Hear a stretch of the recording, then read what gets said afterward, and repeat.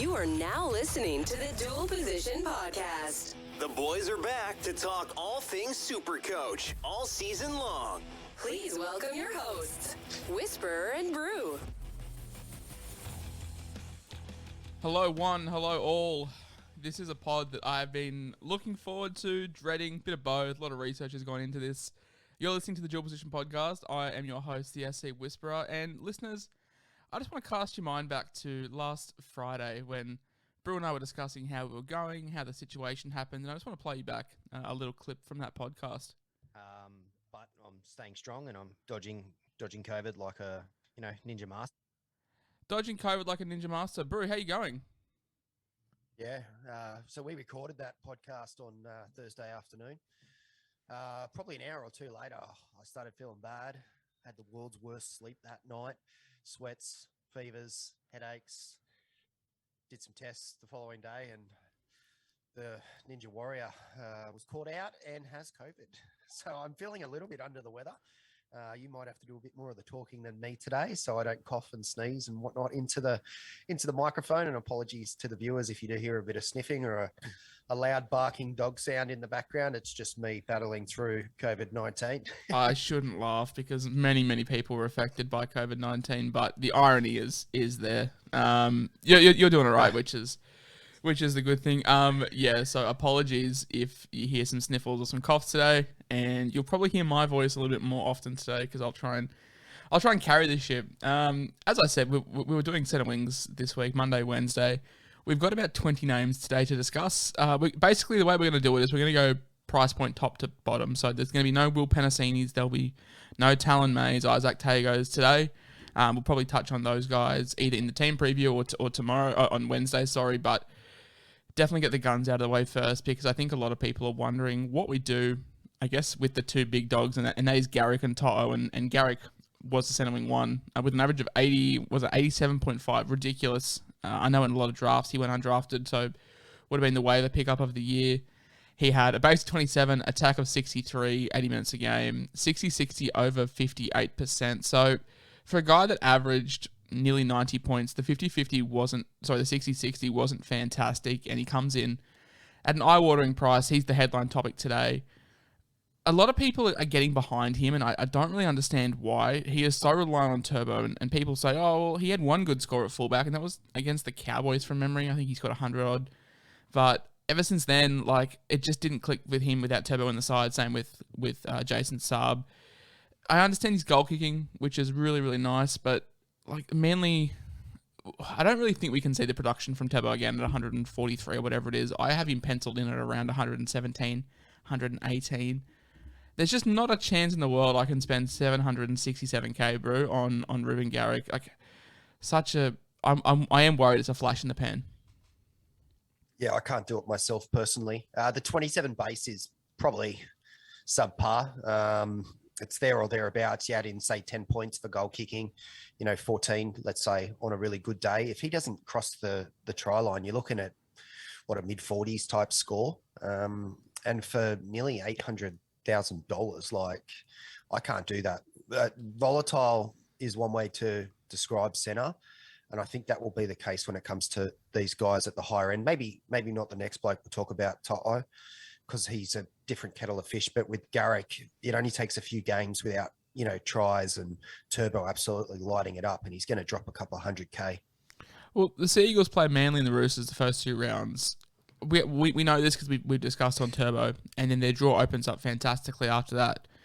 But, even a good score against the Bulldogs in round 3 might not stop the inevitable 150k price drop, depending on how he goes against the Panthers and the Roosters. So, I just can't do it myself. I'd much rather spend the money on Brian To'o, who is our number 2 option with an average of 84. You would expect Stephen Crichton to come into the centres on the left-hand side, which isn't fantastic for To'o, but I'm not overly worried with a base of 42.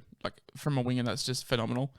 Base power up around 60, so he is a freak. His 60-60 is 78%, much, I guess, more consistent, the most consistent option in the second row, in the centre wings. He is a pretty penny at 738k. He originally was in my initial draft, but it was just way too much money to have there. If you pick him, he's a set and forget guy. You'll have him there all year. I'm not worried about that. You're probably going to experience a price drop. I think he may be probably 5 or 6 points overpriced. I expect a lot of these guys that had monster years to have regression, and Toto is no different, but I've got a lot more faith in Toto than I do Garrick. Yeah, Toto, I can understand people going for Toto to start. I just can't justify spending 700,000 in the centres to start the season. I think there's a lot of value at centre in particular this season. His base is phenomenal. It's by far the best. You know what you're going to get. I think you penned him a front rower that plays on the wing, and that kind of has set. I've seen other people referencing that since then, and that is correct. The way that he, carries the ball back and acts like an extra, forward coming off their own goal line is immense. You're always probably going to get a minimum of, say, 50 or 60, which is keeper levels. If you're not worried about the flux in the price, then he is a set and forget. For me, I'd rather wait until, let's say he averages 70 over the first 5 weeks. You're going to pick him up cheaper, but he's scoring immensely. And I would rather do that than pay for the 85 average. I will say this, but I'll take Toto over Garrick every single day of the week, twice on Sundays. Yeah, I'm seeing a lot of draft boards have Garrick over Toto, and I cannot understand that for the life of me. Maybe for ceiling, I get it in draft. But I think he might win you some matches, but he might lose you some matches. Toto is just always going to keep you in that contest. And the weeks that he does score, bang, you'll win. Yeah, I mean, Toto with a try is 100 points a game, and that's fantastic. And I don't know, I much prefer Toto over Garrick. As for him being a prop in a front row, a prop in a winger's body, I'd love to claim that, but I stole that one from Ryan from SuperCoach 365. So really good reference from him. I'll just claim it for myself. But yeah, man, I'm much bigger on Toto than I am on Garrick. Yeah, people have Garrick going top 15 for draft. I don't see it. I wouldn't be confident to spend a high second round pick on him. So classic wise, yeah, I'm so far against taking Garrick. I'd much rather take Toto. I'd even much rather take Toto at Garrick's price, and we're getting Toto at a discounted rate. One thing that I think would go in Toto's favour is that I think the Panthers, if you look at it, from round 1 all the way up to the first bye, I think they've probably got the best draw of anyone in the comp. So that certainly does go in Toto's favour if you were to start the season with him. I don't think he'll let you down, but personal standpoint, I'm not paying. Basically, I'm not paying 500 plus for a centre. Just goes against my tactics. The one thing I could, I guess, point towards taking Garrick at round 1 is that matchup in round 3. So I've said this before, and I'll say it again when we touch on fullbacks, but the Storm play Parramatta. The Panthers play Newcastle. So you could captain Cleary there. The Roosters play Souths, and then obviously Souths play the Roosters. So all the top big 4 sides don't have fantastic matchups apart from Penrith and the Seagulls. If you don't go turbo, there's a world where you do captain Garrick round 3 against the Dogs, but I guess that's the only shining light that I've got for taking Garrick over Toto is the fact that you could captain Garrick in round 3. Mate, I've absolutely ragged on Garrick for the last 5 minutes. I'm going to rag on the next bloke as well. It's Alex Johnston. Oh, God. If he doesn't score a try, mate, there's a 20-point game incoming. Yeah, sometimes if that. So Johnston averaged 72.8 last year, which is absolutely immense. But if you look at Mansell, who basically took that over, he couldn't get a spot in the side until Johnston got injured. And what he did when he came into the side, it's more around being on that potent left edge of South than it is about the player. Johnston as a player, 20 base is pathetic. It's, him and Adokar are very similar players, and they both have the same base figure of 20, and then big in terms of the attack. So he had 55 attack was his points for last season. That's the second best of anyone we'll discuss today. 63% of the time to 60-60. That's quite good for Johnston. But again, South had one hell of a season last year. They made it all the way to the grand final. He's not a worker. That side obviously is going to miss some players early. They're going to have to find a new structure. They've got a new coach. They might not play the same systems. They've got a new halfback. Things will be different, and I can't see him holding up a $640,000 price tag. Personally, he is a massive, massive avoid for me. Yeah, no disrespect to AJ because he's a phenomenal try scorer, but mate, I am 5'6". I could have scored 15 tries last year in that South Edge. So, like, yeah, nothing against AJ. He's very good at what he does. He'll go down as one of the best try scorers of all time. But, yeah, the 72.8 massively inflated. I do expect Latrell to have a big year. I think listeners of the show know how high I am on Latrell. And so AJ's not going to fall off a cliff, but I'm not paying for an average of 73 when he's probably around 60, realistically. Pick the moment. Yeah. My comments here, I said pick the moment. So when Souths have a run and his price has dropped and Walker's in form, that's the moment that you want to pick Johnston up. I don't think you want to pick him up pre-season to start round 1. I think round 6, I've said this before as well, round 6 to about round 21, Souths have maybe 1 or 2 tough games. So if you're going to pick him up... he won't play Origin either, so... It depends on what Cody Walker does as well. You doubt he plays Origin. Latrell will obviously go into Origin camp, but yeah, Souths could thrive just off Walker alone during that time period. So picking up AJ over the bye, hopefully you get him at around 500k-ish, which will be a good discount, and then you just sell him on once the draw opens back up for finals. Mate, he's partner in crime. No surprise that Dane Gagai also had a career year. That left edge was just lethal. Cody, Latrell, AJ, Gagai all had phenomenal seasons when it comes to scoring. He was a little bit more consistent with a base of 33, attack of 39, 79 minutes a game, basically an 80-minute player. I owned Gagai in parts of last season, and he was good in stretches, but in this night side, man, they've just lost Brayley. There's absolutely no idea what's happening. Like, Gagai, no, hard avoid. Yeah, shout out to Brayley, poor kid, snapping his Achilles. That's terrible. We'll discuss that more as the preseason goes on. Gagai, his numbers are kind of very similar to Johnston, but flipped. He's higher in the base, he's less in the attack, which makes sense. You know, he wouldn't get all the balls that were cut out to Johnston. But as you said, the Knights, they're not the Rabbitohs, and I think he's a massive trap this season. He's got a very good base, which is good. You know, you're going to get something, but what are we going to get from Newcastle this year? I honestly don't know. Like, with the losses that they've had of Pearce and now Brayley, they could be a bottom 4 side for all we know this year. And that's probably taking it a little bit too far, but we just don't know. If Ponga's very injury prone, if they lose Ponga for any period of time, I just don't think they've got the skill in that squad to cover it. And I think they might be a real poor side. If they're a poor side, they're not going to score many points, and Gagai's going to suffer. Yeah, Gagai at 68.4. I've got him penciled maybe around 54 average. That's on a good day. So yeah, that's probably back to normal for Gagai. I think that's probably what he was in seasons past, and that's what I expect. So a big regression there.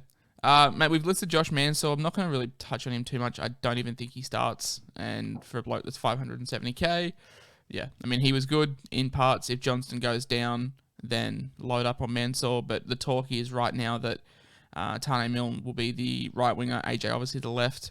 The centre spots will be Campbell Graham and Jackson Paulo by the sounds of it. So not a whole lot to talk about on Mansell, average 65. Another one of these guys, similar to Chris Randall that we touched on in the hooker pod, that he is behind in the depth charts, will need an injury to get him there. So I'm not really going to ask for your opinion on Mansell. But Val Holmes, playing this year in the centres, he seems pretty keen at the move here. The issue is the price tag. If he was maybe 100k cheaper, I could take a look at it. But goal kicking in a really poor side, I'm not going to give too much stock in the goal kicking because he's playing for the Cowboys, who a lot of people have tipped for 15th, 16th. So it's tough with Holmes. I just wish he was maybe 100k cheaper.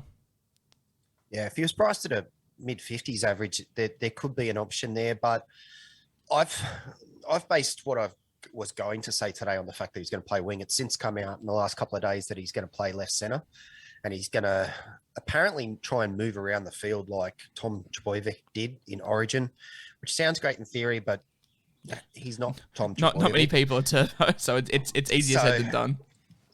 And just in general, having a centre that moves around the field, it takes a lot of structure. And it takes a lot of practice, and I'm just not sure they're going to have the execution to pull that off. I understand them wanting him to be involved more in their attack. You know, Townsend's a solid halfback, but he's not the most creative. Who knows who plays beside him? Drinkwater did, and I think I who knows? So I just, like you said, they're going to be a lowish side. His base is okay, but it's not great. His attacking numbers were quite good last year, but they would have been inflated by the fact that he is a goal kicker. 55% of the time went 60 plus, which isn't too bad. It's probably better than I expected that number to be. I didn't think Val was very good last year. But if he's on the wing, he's a massive avoid. His numbers were putrid on the wing compared to fullback last year. If he plays at centre, maybe his base gets a little bit of an uptick with some extra tackles, maybe a few extra carries. He would really, really be reliant on being a Matt Burton type centre. If he was creative as a centre and could get the try assists, then there's an option that he becomes an option, I guess, at some point down the road. But to start the season sight unseen, there is no way in hell I am touching that, and especially for that price tag. Yeah, I'm not advising anyone to start with Val Holmes come round one. Yeah, like his best position is the wing. Like when it comes to just being a sheer NRL player, his best position is on the wing. But for SuperCoach wise, not good. Prefer him back at fullback and prefer him 100k cheaper. So big avoid. I was actually surprised looking at Jordan Rapana's stats, mate. 62.3 average, 60-60 of 50%. Similar to Holmes, though, but with the 550k price tag. I'm very surprised about his output because he seemed very solid last year with a 62 average, as we said. So there's options there down the line if the Raiders can sort their shit out and not punch on with each other and just sort out the harmony in the club. But same with Holmes, mate. Round one, Rapana probably a no-go for me, just with the price tag. Yeah, look, he doesn't have the base that he used to have. He's not the Rapana of old. He did improve in his numbers. So, he came back from Japanese rugby a little bit on the Chubb side, and he's worked hard on that, and his fitness is probably a lot better now than it was. His numbers at fullback were very, very good. If he was playing fullback this season and slotting in, available at centre for SuperCoach, then he could have been an option. But I also don't know how the Raiders are going to go this year. Are they going to be a top 6 side? Or are they going to be a bottom 6 side? So for that reason, I'm avoiding him. If he were to slip back into the fullback role during the season, if something were to happen to, Chans or anything like that, then he might become an option down the road. But to start the season, I'd take the man that we'll talk about next, with the next 2 people or 3 people that we'll talk about before I'd take Rapana. Seems to be a common denominator here, mate. You and I, looking at our teams, have very similar centre wing setups. And normally we have a bit of a disagreement on this show. There's a bit of variety, but seems like these top tier centre wings, apart from Brian To'o, are just, money pits by the sounds of it. We might have to start fighting. I think people like it when we argue. I mean, there'll be some talking points definitely later on in this episode. And then I think you and I have a lot to discuss on Wednesday as well. But Wednesday will be good. Yeah, these top tier guys, so like your top 7 options, apart from To'o, I can't go near any of them. I don't mind Jesse Ramian, 63.1 average, 552k, just a base stat machine. We didn't see the best of him at the Knights, went back to the Sharks. We got back to the best of what Jesse Ramian can do. I like this one more than I like the other ones. Yeah, I don't mind it because I'm really high. Like, I'm higher on the Sharks this season than most people are. I genuinely think that they will finish in the top 6. A lot of people have them finishing around 8th, but I like what they did at the back end of last year. They didn't have Sean Johnston very much last year. The young players had the opportunity to get a lot of experience playing with each other. And I think the experience of Finucane coming from, the Storm, and then, you got Hines coming also from the same system, but he's such a talented player, in my opinion. I think he will go really well. And I know that's something that I've argued a lot in messages and on the air, but I really like Hines next year. And I think someone like a Ramian or the opposite centre will benefit from it. I think they'll get an uptick in attacking stats. And Ramian, with his really high floor in that base, like 33 is one of the best that there is. I don't mind it. If you want to, some people, and I often do this, will pick their centers early based on draw because it's such an it's such a position where enigmatic. Early on, yep. So normally I could say that word, but with my congestion, a little bit harder. You get the fluctuations, and if you can ride the draw, you can ride the price, and then you've got a position where you can go, oh, I'm not too far off Brian To'o. I'll cash out a cow and make the move. So I don't mind it. Yeah, if you can get a slight uptick in Ramian, so if you can get him to go from 63 to say 68, and then we can get To'o to go from 84 down to like a 75, then the money difference isn't too bad, and you can definitely use Ramian as a stepping stone. You mentioned the It's Shark. top 5 centre. Yeah, exactly. Too. Like yeah. that few points in average uptick, which you could get easily by just adding a few extra tries or a try assist here or there, puts you in the top 5 for last season, which was an immense season for averages at centre. Gets you similar to a Dane Gagai level of what he did last year, which would be great. Correct. And then you could obviously get cash at Toto. You mentioned the Sharks have a really good draw. There's going to be an uptick. You mentioned you're keen on Ramian and whoever the other centre is. Talking with you, you seem to think Matt Ikuvalu might be the other centre. Give us your thoughts on Iku. Yeah, I feel like the wing positions are locked down. And with Katoa and Mulatano. Yeah, Ronaldo. So I just feel like they didn't bring this guy to the club, to sit on the sideline and cut oranges. I feel like, they brought him across. He's come from a good Roosters system. He was a proven try scorer. He had a good work rate. 27 base in the Roosters is pretty good when you've got some of the other ball carriers that they have in that side.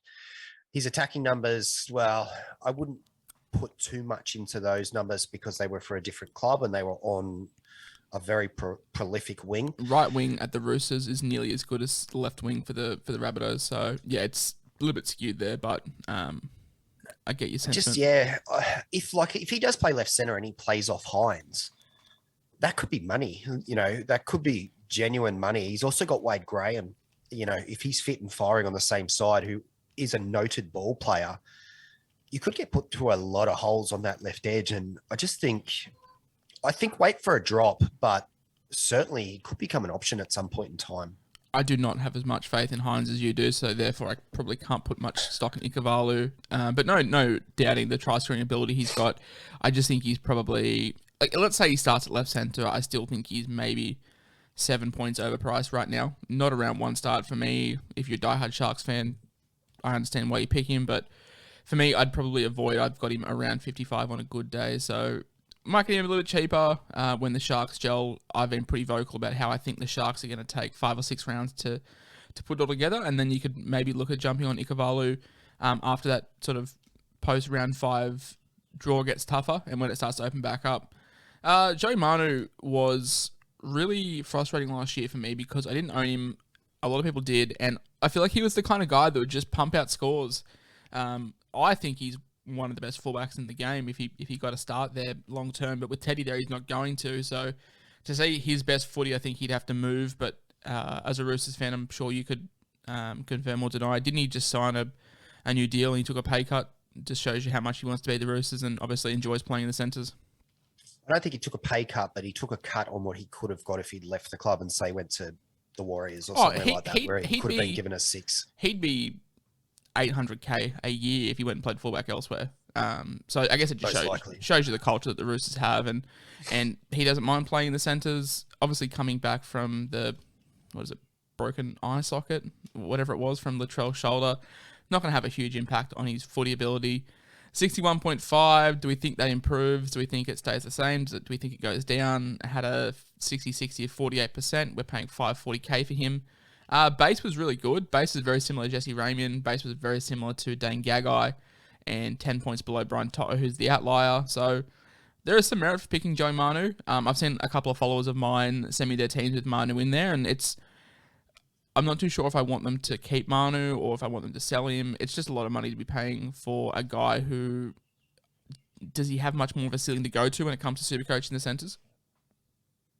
In the centres, I wouldn't pick him, but if he's picked on that right wing, his numbers in terms of base and obviously attack would increase heavily. Like the base does attack. We've seen that when he has filled in or played on the wing. But we were discussing earlier, Ikuvalu, and, if you go before that, Brett Morris's 18 months with the Roosters were absolutely phenomenal. Talking about a guy that was, $750,000 and scoring tries for fun. If Manu gets on that wing, he is an absolute genuine pot option to start the season, because I do think there is a possibility that he plays wing and Suwali plays centre because it's his preferred position. Touch wood.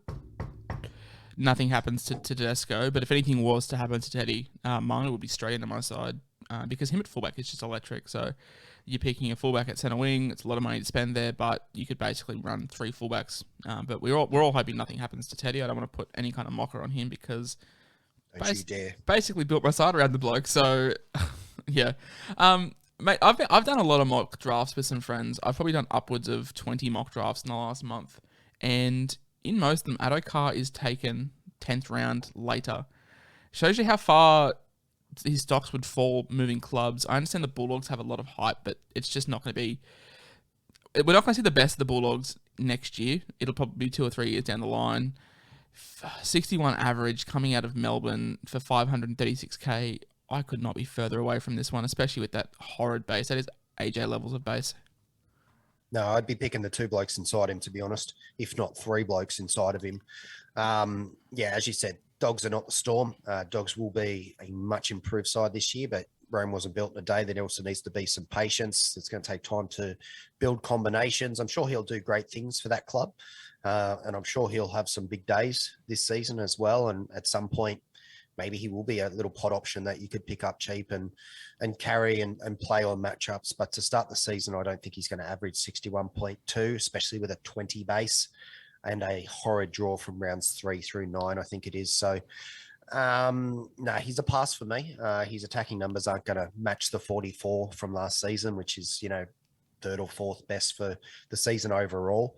So he is just a wait and see and wait for a healthier run of games. How crazy is it to say that come round 10, Adokar's averaging 41, which is a 20-point drop-off of last year? I don't think it's crazy at all. I think it'll be similar for him and Johnston. I wouldn't be surprised if Johnston's averaging 40, after 5 rounds of this season. Yeah, I'm so cold on the ball. The only Bulldogs player I'm actually keen on is TPJ, and that's it. So, Adokar at 536k, not a chance in the world. People are gonna get sucked into this, I feel. People are going to see the superstar winger at a new club with new recruits. But just go look at the Bulldogs' first 8 rounds. It is horrid. So, yeah, my biggest bit of advice is do not look at Adokar at all. I'm probably not even going to be looking at him this year. I don't really care what price he falls down to. I'm probably not going to look at him at all. I never look at him. What was that? I never go there. Yeah, I went there last year. I went there last year, and it was okay. But yeah, it's just the Bulldogs, man. I just do not have faith in they're going to put it together in 1 year. Daniel Tupo, I really like him with Kiri back. I think Kiri is going to help Walker, and they sort of sit side by side and patrol the field. He has Gagai levels of base, Ramian levels of base, 32. He is one of the elite, just pure base wingers. He just didn't see as many try-scoring chances last year as what I guess we would have liked from him. With Suwali, if he does play left centre, you think they're going to use Tupo more. I don't think they're going to feed Suwali to the Wolves straight away. So Tupo could say... Suwali's right centre. Right centre. So what, they're going to play Manu at left. Momorovsky at left. Yeah, I don't know what you think this Roosters side's going to be. It's going to be an interesting one, but we know that Tupo is going to be locked into the left wing. That's not moving. Yeah. 59.1, fantastic base, 518k. I just worry that his ceiling is 64. So there's not a whole lot of value there. You're never going to go wrong with him, but I don't think he's going to be this fantastic moneymaker when his ceiling is probably only 4 or 5 points higher than what we saw last year. No. So what happens with Tupo is he regressed a lot last season compared to previous seasons, and that makes sense. Teddy didn't have as good a season as he had previously. They lost Kiri. They had a whole lot of injuries. They started attacking right more than they were attacking left. So it makes sense that he would see regression. His base was there. It was good. His attack was poor, which goes with what I've just said. Walker was also a rookie halfback. So, he started like a house on fire, and then he got caught out. People caught on to the Harbour Bridge pass, and he had to change, his style of attack a little bit. I think he needs consistent tries to really be relevant. Even when he does score, we're only looking at 75 to 85 as his rough areas. I just think there's better options elsewhere, to be honest. If I've got a player and he's scoring a try, I'm hoping that try knocks him up to, say, 90 or 100, not, score a try and get what last season was still only, a good score. Yeah, that's it. If for some reason Robbo put Tupo on the right wing, load up on him all day, but that left just seems a little bit barren for the Roosters. I don't really think much is changing. You would expect Kiri, Tedesco, Manu just to slam the right. So, Yeah, for me, Tupo, he's not going to do you wrong. If you're just looking for a safe pair of hands, Tupo is probably the guy. But 518k, I don't think there's a whole lot of room to improve. So, yeah, give it a miss for me personally. I'm also going to give Brian Kelly a miss. Now, this guy had so much hype last year, so much. Everyone was on him. Yes. Started the season with him. Oh, so did I, mate. I was choosing between Brian Kelly and Toto, and then Me too. I went Kelly, and that backfired. And then I went Kelly to Toto. Yeah, round 2. after round 2, I did that when Kelly got injured first round. But 58.5, not bad, but just not enough to put him above here. The Titans are getting more and more loaded year on year, and Brian Kelly's becoming less and less, not relevant, but they're not relying on him as heavily. So, yeah, I'm probably going to give this a miss. The narrative last season was, that Kelly would take the next step, but he hasn't, and he hasn't for 3 years. His scores are extremely consistent across the board, of pretty much a 57 average for 3 years running, and 57 average in the modern SuperCoach game it's just not enough for someone that you would consider, say, a keeper center. And I just don't think he has the ceiling to go to the next level. And I don't see his price fluctuating all that much. I think he'll stay fairly consistent as to where he is. So if, for example, he did start getting an uptick, then I would jump on him, and I don't think it would cost you too much. So for me, he's just a watch, but I don't think he's a buy. I'm not going to take any of them, but I'd much prefer the other Titan center in Greg Marzu. 58.3, 31 base, 30 attack, 50%, 60-60, 510k. I'm not going near Marzu, but I just prefer to take him over Kelly if I had to take one of the two. I would love to take Marzu. He was one of the blokes when the season ended last year. I was like, I'm going to start the season with that guy. Yeah, the price is unfortunately, so he came in at 510 and not 410, and I was just like, oh no, I can't do that. One thing I will say is I think his price is on point at roughly where it will stay as well. He scored 5 tries in the 8 games that he played, so that's the thing for me. That's why I don't want to pay the 510, because you're not always going to have a run where you score 5 tries in 8 games. I think he'll average 5 tries in 8 games over the season, but he's the kind of guy that probably could go 4 or 5 games without scoring and then score 3. Yeah, score 7 in a month. Like he's that kind of enigma. Very, very good base. We've been waiting for Greg Marzu to explode. He's been preseason cheapy for the last 4 years, and it was good to see him finally play some games and show us what he can do. But both the Titans centers and the winger in Corey Thompson as well. Like Corey Thompson started the season like a house on fire. This is just the story with the Titans. They go through runs. It just you got to depend on which player you're going to pick up. He averaged 58, 27 base, 32 attack, a 60-60 of 41%. But we cast our minds back to the first 7 rounds. I think he was averaging close to 80 points a game, which really good for Corey Thompson. He was scoring a lot of long range tries, which probably skewered a little bit. You're not going to expect your winger to score 80 meter meat pies week on week. So, the 3-headed trio of Kelly, Marzu, Thompson, put a blanket over them. I'd be giving them all a miss. They're all a very similar price. They're all very similar average, and that's crazy. Like, if you wanted to punt on the Titans, just flip a coin and take one, because their numbers are all very, very similar. They've got very similar base, 30, 31, 27. Their attacking output's very similar as well, 32, 30, and 32. So it's just going to come down to if you're picking a team that's got a decent draw, and the Titans draw isn't too bad by any means. You could take a punt, but I don't know which one's going to be the benefactor. But I will say this, post-injury, his numbers went down the toilet compared to what they were over the first 7 or 8 weeks. Yeah.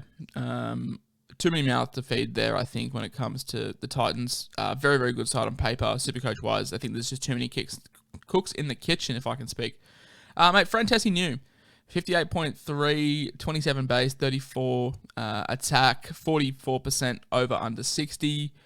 I penciled this guy in to play Origin last year when he was still very green, copped a lot of flack for that. But when he moved to fullback, looked... It's hard to put a number on Tessie New because he fluctuated so much with the Broncos. I think the Broncos obviously will be improved, but how much is Tessie going to improve on the 58? I think it's very similar. Remember how we were talking about Daniel Saifidi, Christian Welch, Mo Fodawaker, how you can throw a blanket over them? I think you can throw a blanket over Kelly, New, Marzu, Thompson, Sione Katoa as well, put him in that category. So if you're going to take one of these mid-range 500k guys, I'd probably prefer to take New, just because I think there's more attack for him compared to the rest. But especially playing fullback. Yeah. So last season, 63.7 average at fullback. That's certainly not bad. It's not elite fullback numbers, but he didn't have a preseason training in that position. He wasn't the plan to play fullback. He just became the fullback, as the Broncos naturally chopped and changed their side like they have for the last 2 or 3 seasons under good old Kevy. I don't mind him. I think he's a huge pod option. The Broncos draw from memory isn't too bad to start the season. His base, I think it was, dropped off at fullback, but his attacking numbers increased heavily. So it's not the worst shout. I'll say that. The problem with 500K. the problem with the Broncos is, let's say Tessie starts like a house on fire. So they play Souths, and they play the Bulldogs, and they play Newcastle, and they play the Warriors. 3 pretty good fixtures there, so you're going to get 2 price rises out of him. But then they play the Roosters and the Panthers, and then it opens back up a little bit more. So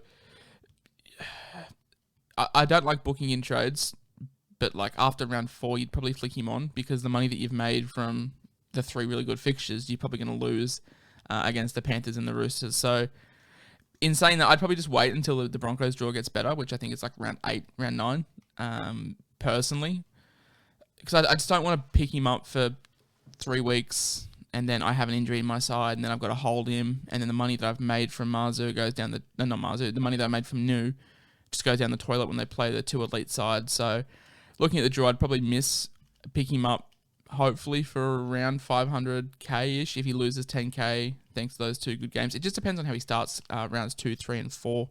If he doesn't look good, then obviously put the red marker through him. If he looks good in those 3 games, we can just pick him up after the games against the Panthers and the Roosters. So looking at your draws, I think that's pretty crucial if you're looking at these mid-range guys. Look at when you can get on them, how long their run is going to sustain for, and then try and look to cash out there and build as much value as possible.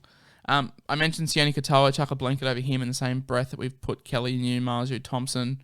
57.6. You're high on the Sharks. Are you expecting Katoa to have an uptick, or do you think around 57.5 is where he sort of lies? Yeah, I think he's probably priced roughly where he should be. I owned him for probably the last 10 rounds, I think, of last season, and I know a couple of weeks he really frustrated me with a 20. I think might have even been on an 11. I think the second week I owned him, but he finished the season really strong. I think he scored 2 or 3 tons in the last 5 weeks. And then there might have been a 70 and a 90 in there as well. So he's certainly got the potential. He's the type of guy that I would target a time period that you want to get him when they've got a healthy draw, and maybe pick him up as a pod move. That's what I did last year. He's very heavily reliant on attacking stats. 21 base. So he's a bit like that's Addo-Carr levels Alex of base. Johnston. Yeah, exactly. So he's one of those players. Like, if you're gonna do it, pick your time. But be aware. But you've got to grit your teeth and be prepared to sit through the 20s, because he will give you 100. But yeah, exactly right. And he probably will be a huge pod too, like he was last season, for this very reason. So he's the type of player that I pick up when I have depth of center, so I can rotate my centers based on matchups, basically. When you're confident that you can play 1 or 2 guys over him from your bench, I think that's the perfect time to pick him up, as you said, because then you can just play him matchup based. I guess you pick him up once money doesn't become an issue anymore, and you're happy to lose maybe 100k on him if he goes through a month of poor scores. But he's the kind of guy that will always pull out a ton just out of nowhere. He'll score 2 or 3 tries and score 130, and that'll be a good day out for him. But just be prepared to grit your teeth through the 25 scores that he gets. So yeah, similar to Addo-Carr, I'd much prefer to take Katoa over Addo-Carr, just because the Sharks are going to be better than the Bulldogs. Jack Bird is an interesting one. So he's priced at an average of 57, which is 498k.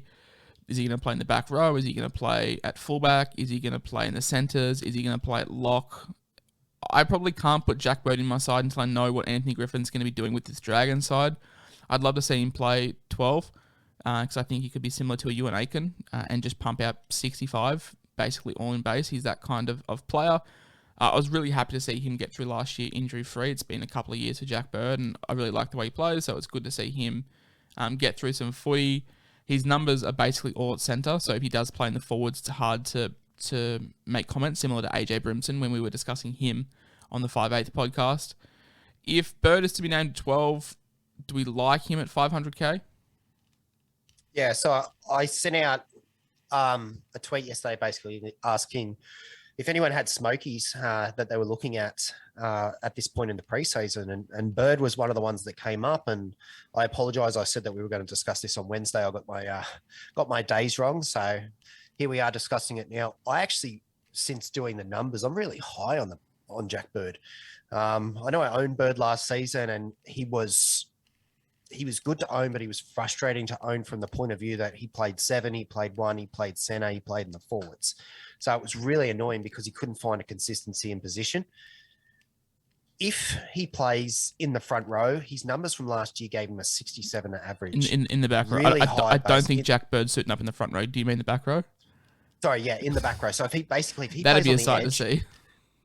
67 average. A 67 average at centre, again, is a top 5 that you're getting for sub 500. So anyone that's really eyeballing Ewan Aitken, who has come out and said that he's going to start in the back row, but may shift to centre at some point during the season, I think there's more security in Bird if he is named to start the season on an edge or potentially at lock, because there is rumours that he'll play lock.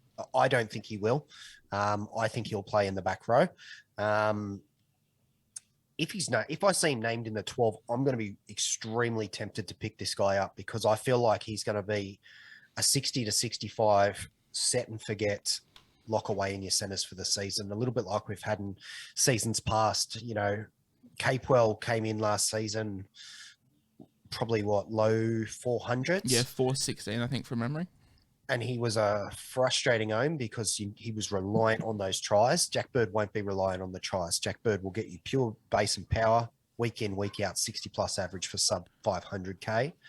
It is an absolute steal. And him versus Aitken is a really interesting discussion for me now after pulling these numbers. Yeah, I don't mind Jack Bird at all. 498k.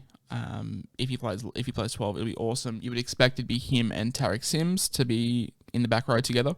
So yeah, so I should note, just in case, if he's named at centre, 54.8 is his average when playing at centre, and that's a large sample size. He played most of last season at centre, so he's actually priced higher than what his actual average was at centre, making him an avoid if named in the number 3 or 4. Exactly. Mate, I just scrolled down the run sheet, and I noticed we didn't talk about Kurt Mann on the 5/8 podcast, and we didn't talk about him today, but obviously some stuff's happened, and his stocks have trended up.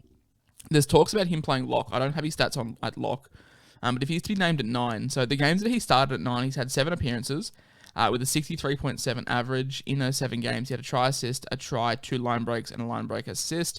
He has a 55 base power and averages about 75 minutes a game at 9. Kurt Mann could also be a very sneaky one to put in your centre wings if he does get the lock spot, or if he even gets the 9 spot, because he's priced at less than 400k as well. I think he's priced at 383. 350. 383? Yeah, 383. Yeah. So Kurt Mann, his stocks have definitely risen in the last 48 hours. So I think it's just worth giving him a mention.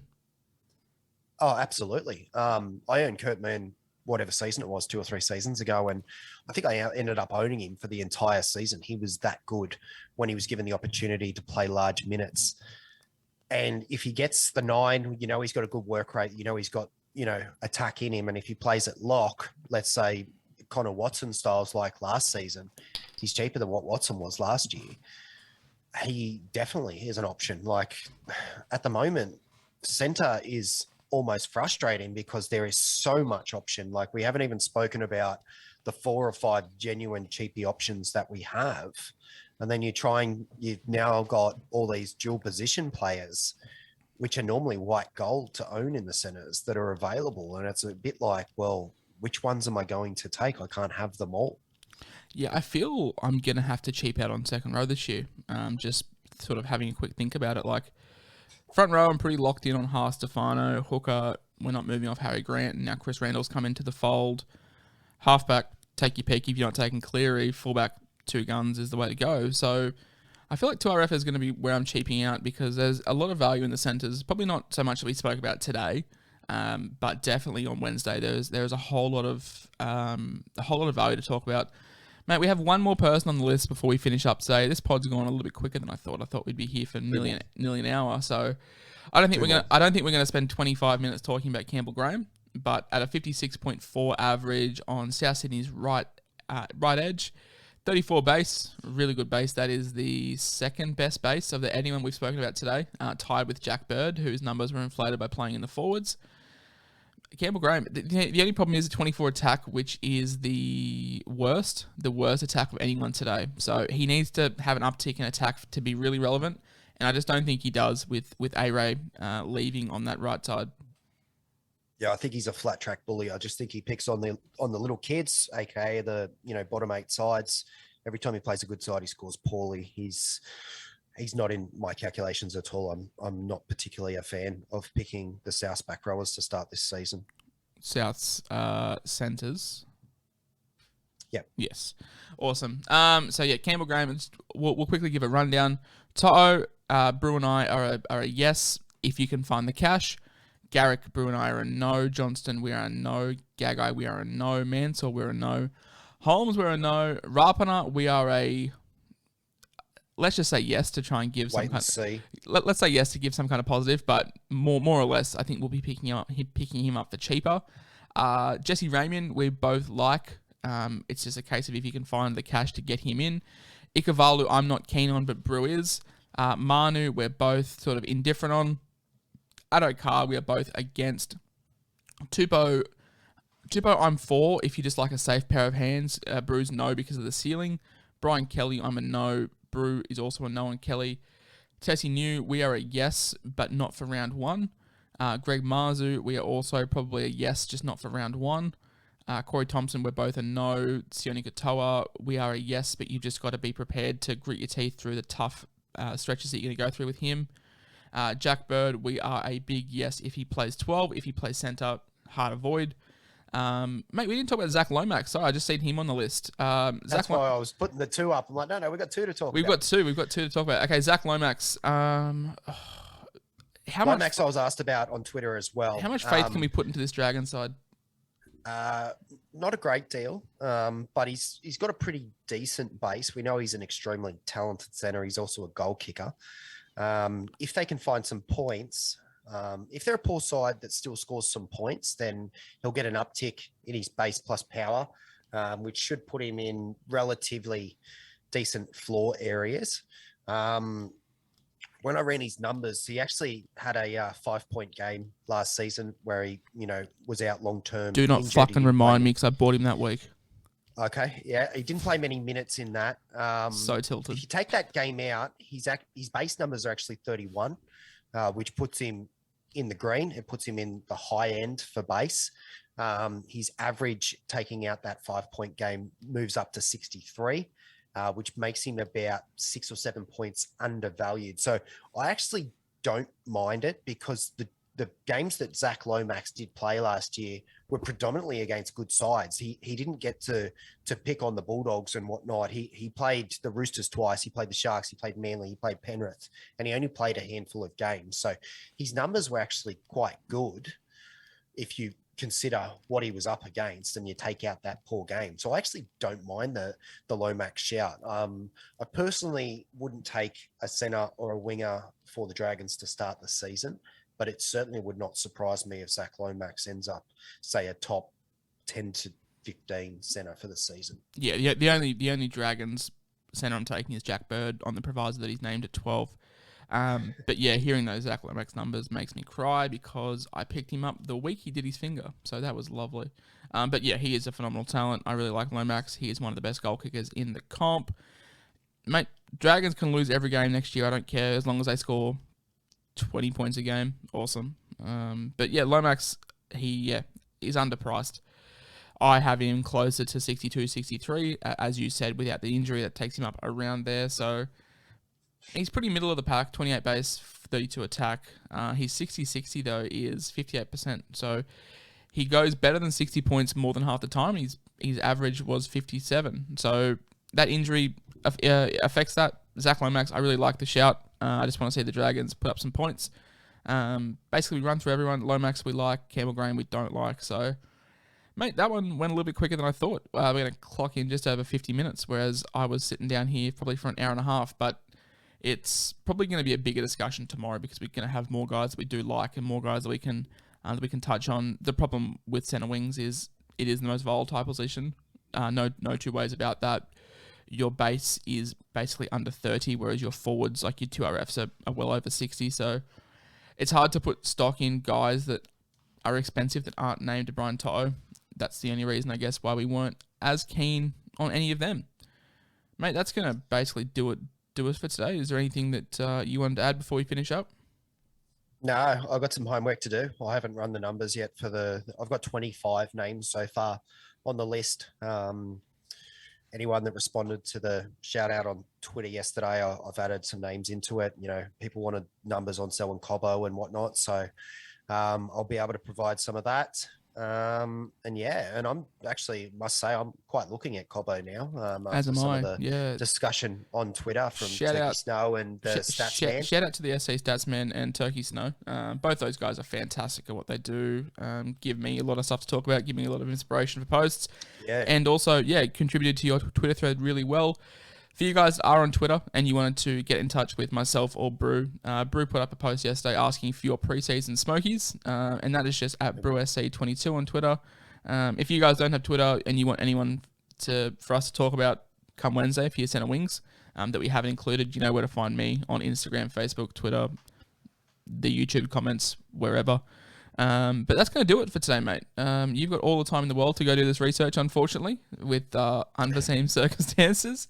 I actually in isolation. I actually go back to work on Thursday after 2 years. So that's gonna be interesting. It got cleared. For you guys that don't know, pretty emotional day last week. My doctor called me and said that my eyesight's basically gonna be as good as what it is. So we got to continue on with life. So 2 years of recovery done. I'm not too sure how much time I'm gonna be able to have on my phone to give consistent updates, but I'm very much looking forward to back being a participating adult in society. Mate, that's just my little rant out of the way. Thank you very much for joining me. Hopefully you recover from COVID. You are double jabbed, which is helping, I think. So, yeah, be safe, be kind. Can't get rid of me that easy. No, they can't get rid of you, unfortunately. Be safe, be kind, and ciao for now. Ciao for now, guys. Bye.